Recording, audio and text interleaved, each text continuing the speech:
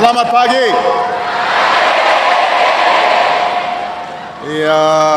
It is wonderful to be here at the University of Indonesia, to the faculty and the staff and the students, and to Dr. Gumilar Rusliwa Somantri. Thank you so much for your hospitality.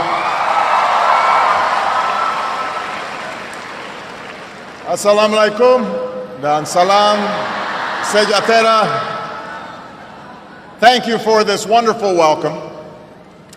Thank you to the people of Jakarta and thank you to the people of Indonesia. Pulang kampung nih.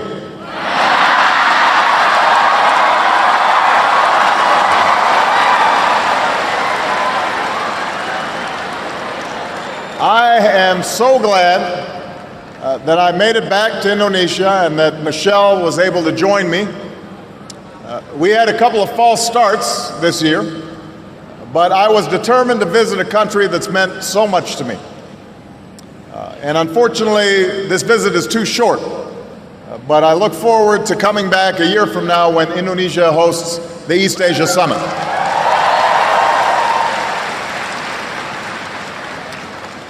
Before I go any further, I want to say that our thoughts and prayers are with all of those Indonesians who are affected by the recent tsunami and the volcanic eruptions, particularly those who've lost loved ones and those who've been displaced. And I want you all to know that, as always, the United States stands with Indonesia in responding to natural disasters, and we are pleased to be able to help as needed. As neighbors help neighbors and families take in the displaced, I know that the strength and the resilience of the Indonesian people will pull you through once more. Let me begin with a simple statement. Indonesia bagian dari diri saya.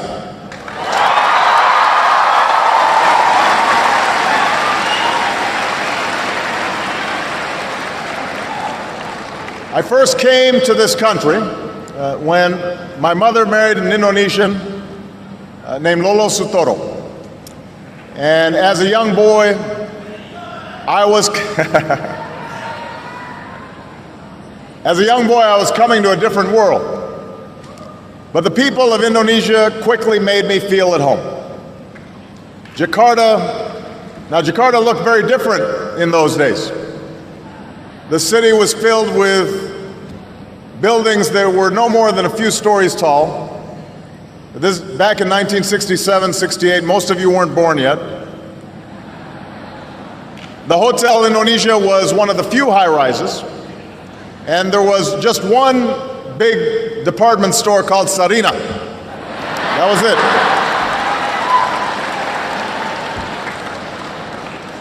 Becaks and Bemos, that's how you got around. They outnumbered automobiles in those days. And you didn't have all the big highways that you have today. Most of them gave way to unpaved roads and the kampongs.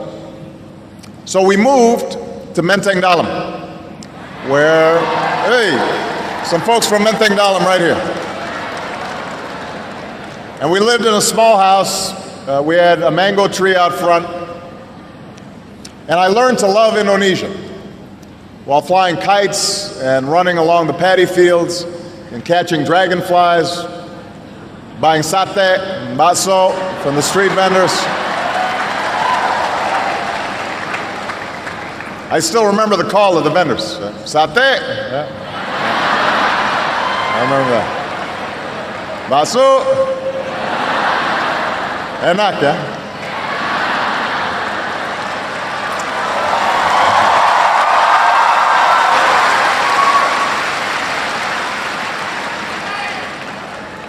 But most of all, I remember the people.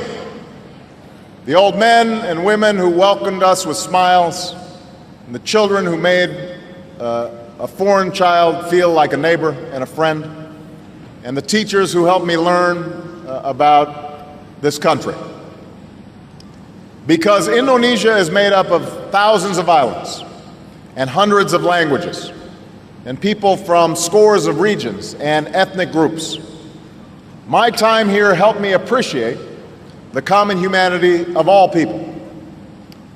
And while my stepfather, like most Indonesians, was raised a Muslim, he firmly believed that all religions were worthy of respect. And in this way,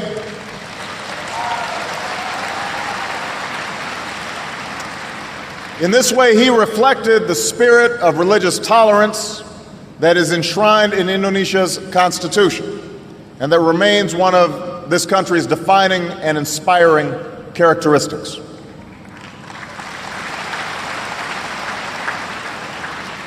Now, I stayed here for 4 years, a time that helped shape my childhood, a time that saw the birth of my wonderful sister, Maya, a time that made such an impression on my mother that she kept returning to Indonesia over the next 20 years to live and to work and to travel and to pursue her passion of promoting opportunity in Indonesia's villages, especially opportunity for women and for girls.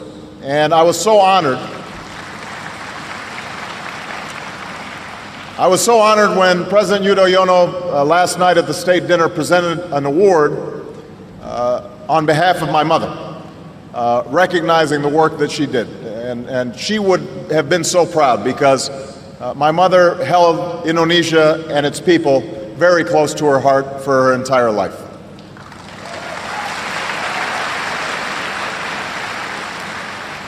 Now, so much has changed in the 4 decades since I boarded a plane to move back to Hawaii. If you asked me or any of my schoolmates who knew me back then, I don't think any of us could have anticipated that one day I would come back to Jakarta as the President of the United States.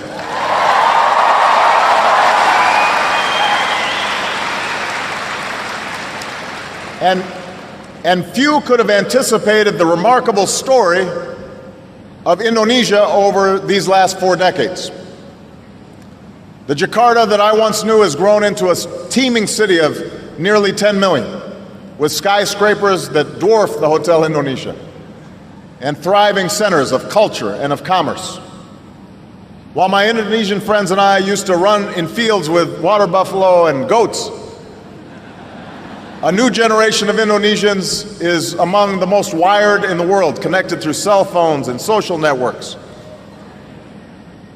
And while Indonesia, as a young nation, focused inward, a growing Indonesia now plays a key role in the Asia-Pacific and in the global economy.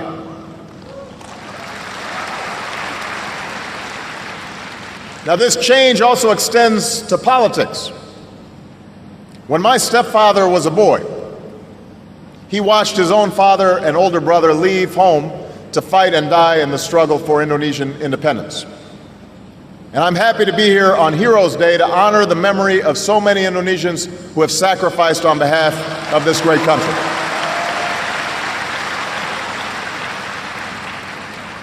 When I moved to Jakarta, it was 1967, and it was a time that had followed great suffering and conflict in parts of this country. And even though my stepfather had served in the army, the violence and killing during that time of political upheaval was largely unknown to me because it was unspoken by my Indonesian family and friends. In my household, like so many others across Indonesia, the memories of that time were an invisible presence. Indonesians had their independence, but oftentimes they were afraid to speak their minds about issues. In the years since then, Indonesia has charted its own course through an extraordinary democratic transformation, from the rule of an iron fist to the rule of the people. In recent years, the world has watched with hope and admiration as Indonesians embraced the peaceful transfer of power and the direct election of leaders. And just as your democracy is symbolized by your elected president and legislature, your democracy is sustained and fortified by its checks and balances. A dynamic civil society, political parties and unions, a vibrant media, and engaged citizens who have ensured that in Indonesia there will be no turning back from democracy. But even as this land of my youth has changed in so many ways, Those things that I learned to love about Indonesia, that spirit of tolerance that's written into your Constitution, symbolized in mosques and churches and temples standing alongside each other. That spirit that's embodied in your people, that still lives on.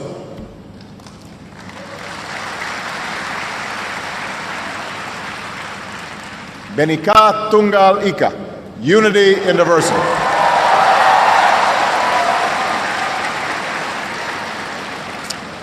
This is the foundation of Indonesia's example to the world. And this is why Indonesia will play such an important part in the 21st century.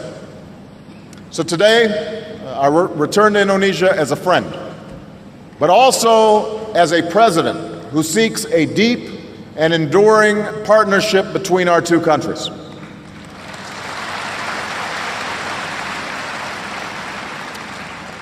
Because as vast and diverse countries, as neighbors on either side of the Pacific, and above all as democracies, the United States and Indonesia are bound together by shared interests and shared values.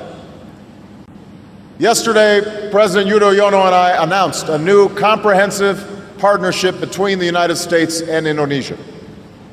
We are increasing ties between our governments in many different areas. And just as importantly, we are increasing ties among our people. This is a partnership of equals, grounded in mutual interests and mutual respect. So with the rest of my time today, I'd like to talk about why the story I just told, the story of Indonesia since the days when I lived here, is so important to the United States and to the world.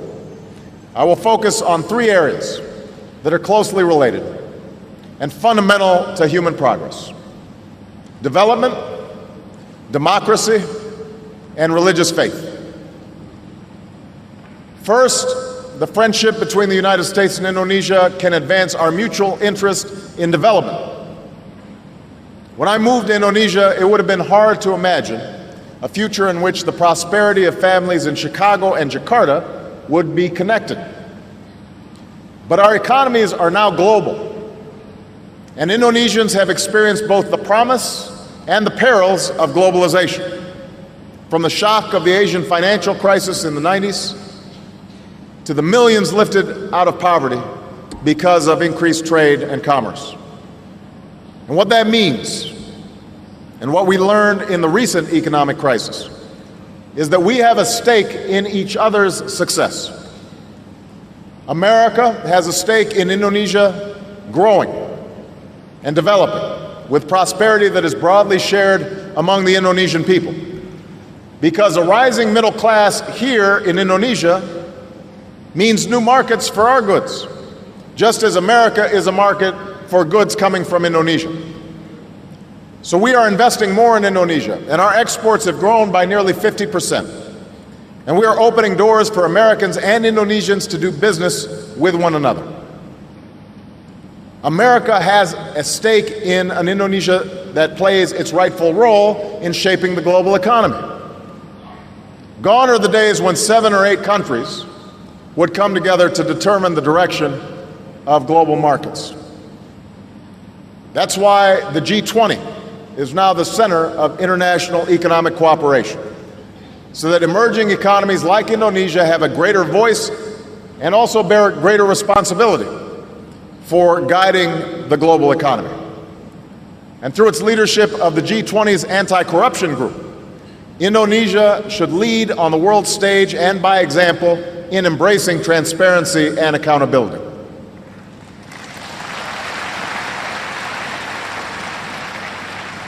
America has a stake in an Indonesia that pursues sustainable development, because the way we grow will determine the quality of our lives and the health of our planet. And that's why we're developing clean energy technologies that can power industry and preserve Indonesia's precious natural resources. And America welcomes your country's strong leadership in the global effort to combat climate change. Above all, America has a stake in the success of the Indonesian people. Underneath the headlines of the day, we must build bridges between our people because our future security and prosperity is shared. And that is exactly what we're doing by increasing collaboration among our scientists and researchers, and by working together to foster entrepreneurship. And I'm especially pleased that we have committed to double the number of American and Indonesian students studying in our respective countries.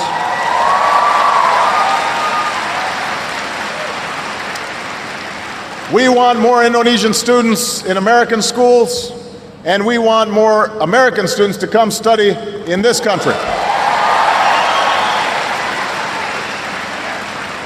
We want to forge new ties and greater understanding between young people in this young century. These are the issues that really matter in our daily lives. Development, after all, is not simply about growth rates and numbers on a balance sheet. It's about whether a child can learn the skills they need to make it in a changing world. It's about whether a good idea is allowed to grow into a business and not suffocated by corruption. It's about whether those forces that have transformed the Jakarta I once knew, technology and trade and the flow of people and goods, can translate into a better life for all Indonesians, for all human beings, a life marked by dignity and opportunity. Now, this kind of development is inseparable from the role of democracy. Today, we sometimes hear that democracy stands in the way of economic progress. This is not a new argument, particularly in times of change and economic uncertainty. Some will say that it is easier to take a shortcut to development by trading away the right of human beings for the power of the state. But that's not what I saw on my trip to India, and that is not what I see here in Indonesia. Your achievements demonstrate that democracy and development reinforce one another. Now, like any democracy, you have known setbacks along the way. America is no different. Our own Constitution spoke of the effort to forge a more perfect union, and that is a journey that we've traveled ever since. We've endured civil war, and we struggled to extend equal rights to all of our citizens. But it is precisely this effort that has allowed us to become stronger and more prosperous, while also becoming a more just and a more free society. Like other countries that emerged from colonial rule in the last century, Indonesia struggled and sacrificed for the right to determine your destiny. That is what Heroes Day is all about. An Indonesia that belongs to Indonesians. But you all also ultimately decided that freedom cannot mean replacing the strong hand of a colonizer with a strong man of your own. Of course, democracy is messy. Not everyone likes the results of every election. You go through your ups and downs. But the journey is worthwhile, and it goes beyond casting a ballot. It takes strong institutions to check the concentration of power. It takes open markets to allow individuals to thrive. It takes a free press and an independent justice system to root out abuses and excess and to insist on accountability. It takes open society and active citizens to reject inequality and injustice. These are the forces that will propel Indonesia forward, and it will require a refusal to tolerate the corruption that stands in the way of opportunity, a commitment to transparency that gives every Indonesian a stake in their government, and a belief that the freedom of Indonesians that Indonesians have fought for is what holds this great nation together. That is the message of the Indonesians who have advanced this democratic story. From those who fought in the Battle of Surabaya 55 years ago today, to the students who marched peacefully for democracy in the 1990s, to leaders who have embraced the peaceful transition of power in this young century.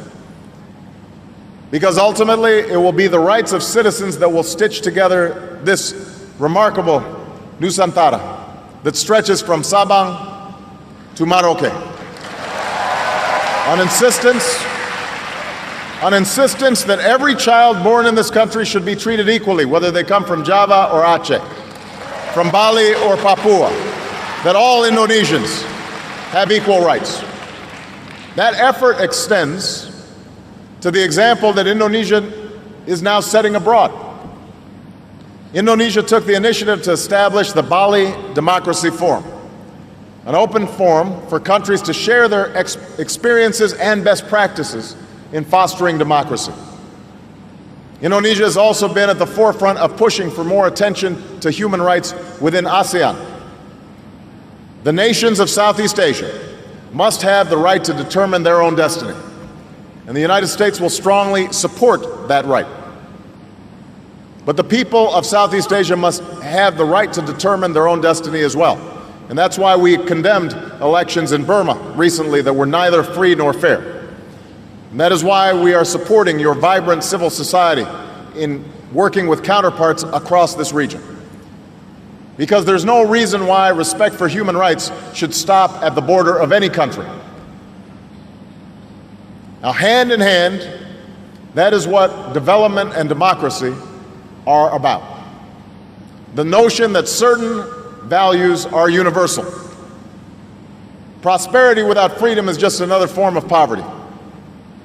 Because there are aspirations that human beings share. The liberty of knowing that your leader is accountable to you and that you won't be locked up for disagreeing with them. The opportunity to get an education and to be able to work with dignity. The freedom to practice your faith without fear or restriction. Those are universal values that must be observed everywhere. Now, religion is the final topic that I want to address today. And like democracy and development, it is fundamental to the Indonesian story. Like the other Asian nations that I'm visiting on this trip, Indonesia is steeped in spirituality, a place where people worship God in many different ways. Along with this rich diversity, it is also home to the world's largest Muslim population. A truth I came to know as a boy when I heard the call to prayer across Jakarta. Now, just as individuals are not defined solely by their faith, Indonesia is defined by more than its Muslim population. But we also know that relations between the United States and Muslim communities have frayed over many years. As president, I've made it a priority to begin to repair these relations.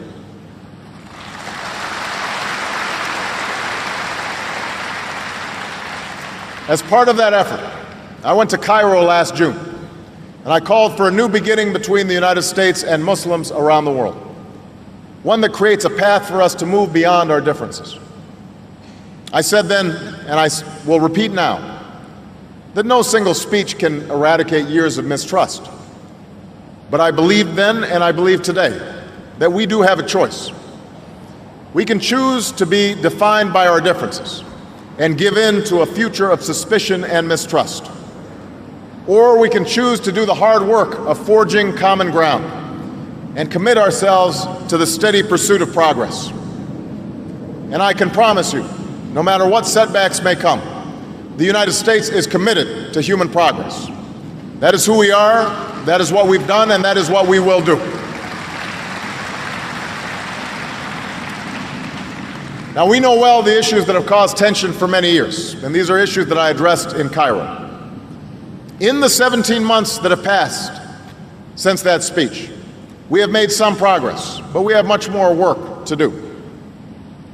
Innocent civilians in America, in Indonesia, and across the world are still targeted by violent extremism. I've made it clear that America is not and never will be at war with Islam.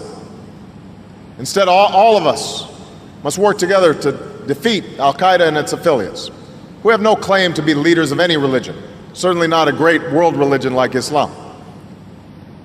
But those who want to build must not cede ground to terrorists who seek to destroy. And this is not a task for America alone. Indeed, here in Indonesia, you've made progress in rooting out extremists and combating such violence. In Afghanistan, we continue to work with a coalition of nations to build the capacity of the Afghan government to secure its future. Our shared interest is in building peace in a war-torn land, a peace that provides no safe haven for violent extremists and that provide hope for the Afghan people. And meanwhile, we've made progress on one of our core commitments, our effort to end the war in Iraq. Nearly 100,000 American troops have now left Iraq under my presidency.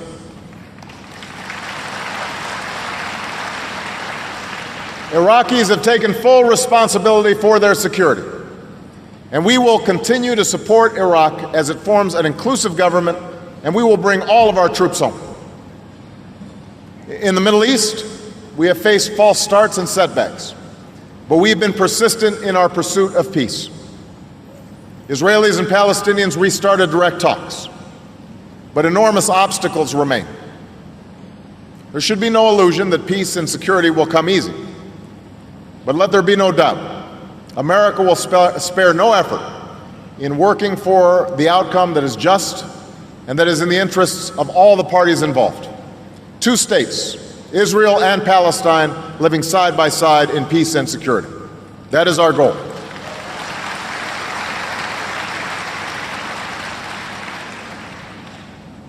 The stakes are high in resolving all of these issues. For our world has grown smaller.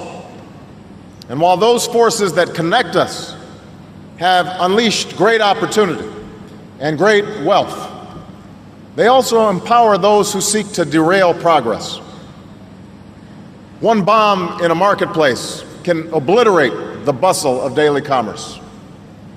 One whispered rumor can obscure the truth and set off violence between communities that once lived together in peace. In an age of rapid change and colliding cultures, what we share as human beings can sometimes be lost. But I believe that the history of both America and Indonesia should give us hope. It is a story written into our national mottos. In the United States, our motto is E pluribus unum, out of many, one. Bhinneka Tunggal Ika, unity in diversity. We are two nations which have traveled different paths, yet our nations show that hundreds of millions who hold different beliefs can be united in freedom under one flag. And we are now building on that shared humanity through young people who will study in each other's schools, through the entrepreneurs forging ties that can lead to greater prosperity, and through our embrace of fundamental democratic values and human aspirations. You know, before I came here, I visited Istiqlal Mosque, a place of worship that was still under construction when I lived in Jakarta. And I admired its soaring minaret and its imposing dome and welcoming space. But its name and history also speak to what makes Indonesia great. Istiqlal means independence, and its construction was in part a testament to the nation's struggle for freedom. Moreover, this house of worship for many thousands of Muslims was designed by a Christian architect.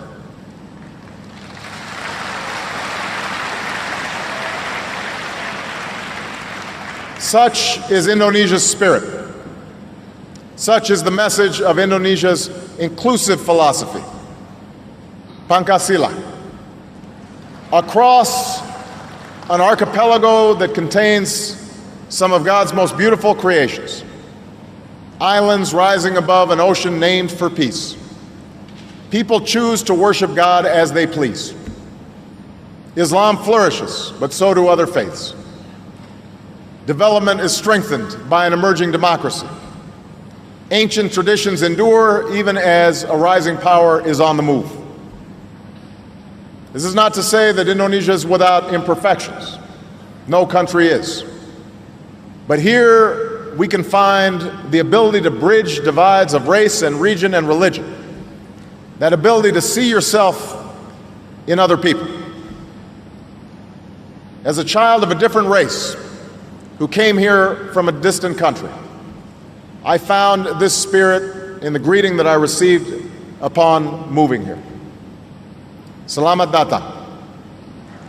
As a Christian visiting a mosque on this visit, I found it in the words of a leader who was asked about my visit and said, Muslims are also allowed in churches. We are all God's followers. That spark of the divine lives within each of us. We cannot give in to doubt or cynicism or despair. The stories of Indonesia and America should make us optimistic because it tells us that history is on the side of human progress, that unity is more powerful than division, and that the people of this world can live together in peace. May our two nations, working together with faith and determination, share these truths with all mankind. Sebagai penutup, saya mengucapkan kepada seluruh rakyat Indonesia. Terima kasih.